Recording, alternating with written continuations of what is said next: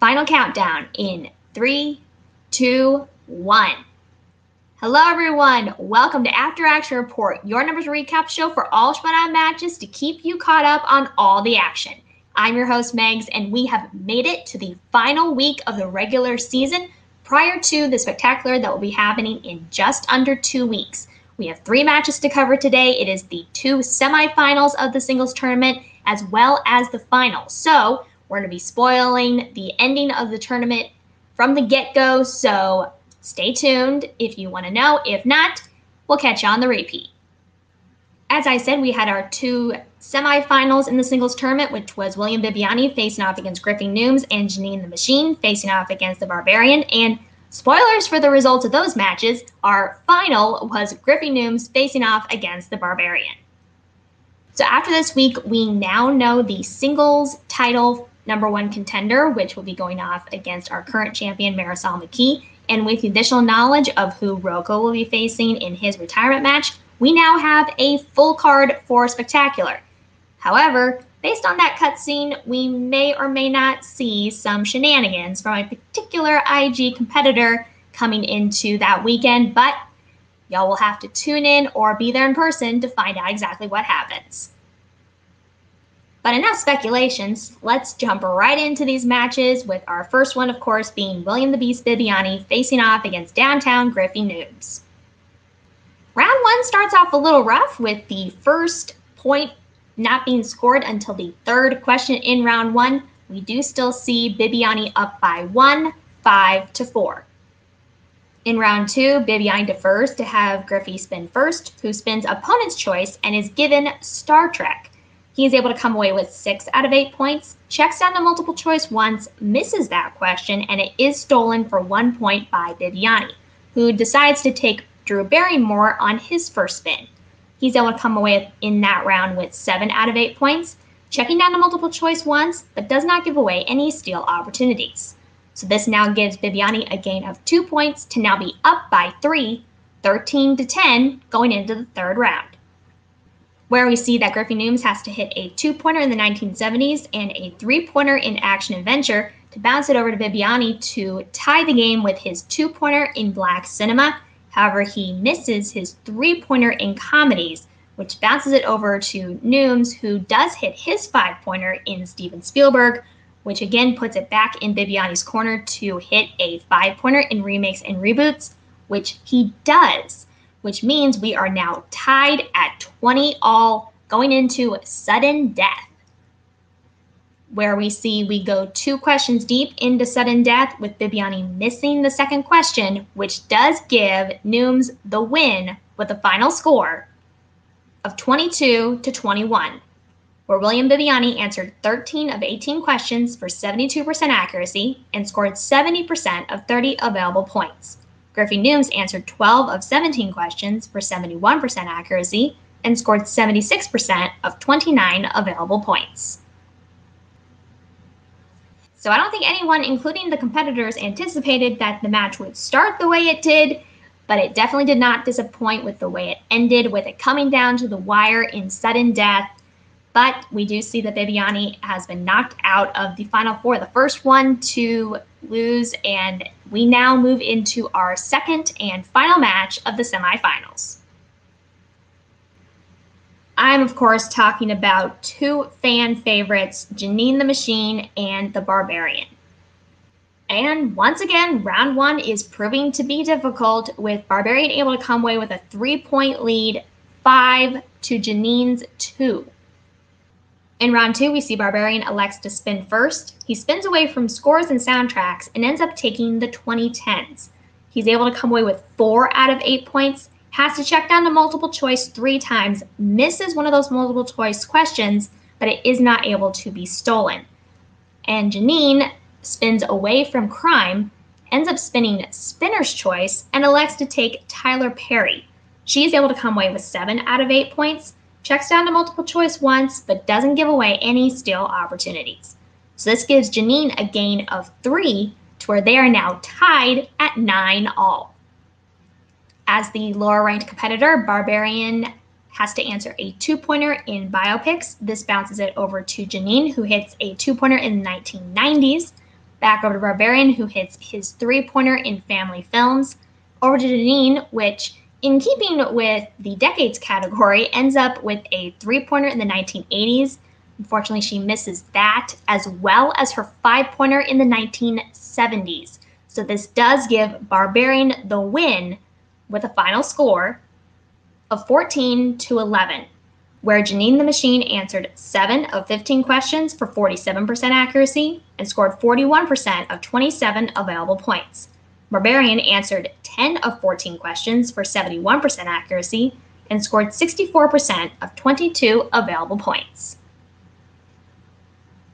So Janine recovered really well from that performance in round 1 by having a strong spin there in that second round to force them into a tie going into that final round.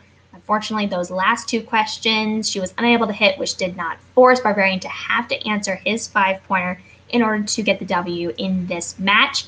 This is the end of Janine's season, but both of them have had a spectacular season this year, especially here in the second half during this singles tournament.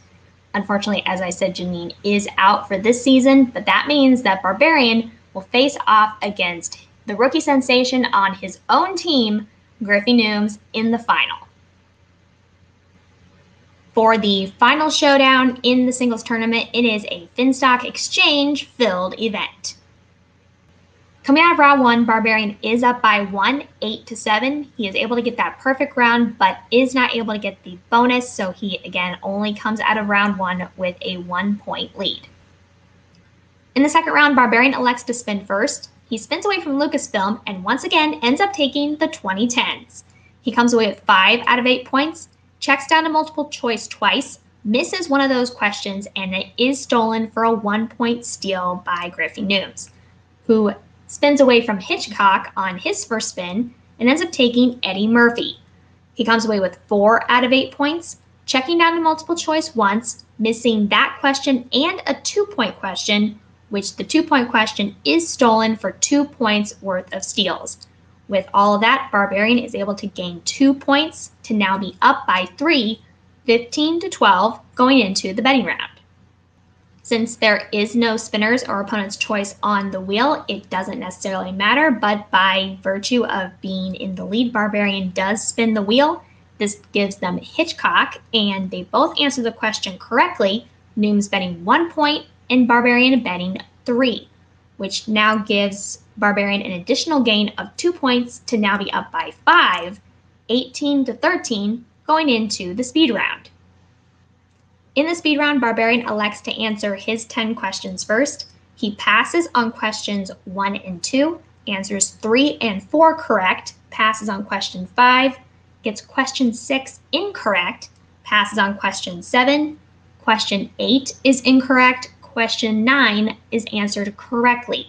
He passes on the final question, time expires, which gives Barbarian 1 point, answering 3 out of 5 questions correct. Over to Griffey Nooms' turn. He answers questions 1 through 4 correct, passes on question 5, answers questions 6 through 9 correct, getting the 10th and final question incorrect. So he comes away with 7 points, answering 8 of 9 attempted questions correct. So we now see that Griffey Nooms has gained 6 points in this round to now be up by 1 on the Barbarian, 20-19. In the final championship round, Barbarian answers a 2-pointer in new releases. That bounces it over to Nooms, who hits a 2-pointer in westerns. Back over to Barbarian for a 3-pointer in black cinema.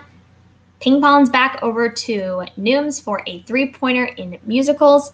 Comes down to Barbarian's 5-pointer in family films. Unfortunately, he does not answer that question correctly, which gives Griffey Nooms the win with a final score of 25-24, where Griffey Nooms answered 21 of 25 questions for 84% accuracy and scored 69% of 36 available points. Barbarian answered 18 of 24 questions for 75% accuracy and scored 56% of 43 available points. So Griffey Nooms now rises to be 7-0 in singles and will now be competing for 2 titles at Spectacular, with a win in the teams tournament with King Arthur and this win in the singles tournament to be facing off for the singles and teams titles at Spectacular. Now, this does mean that Barbarian is out for the rest of the season, but he is also in prime position for a number 1 contender near the beginning of Season 9, with getting to the finals of a 32-person tournament.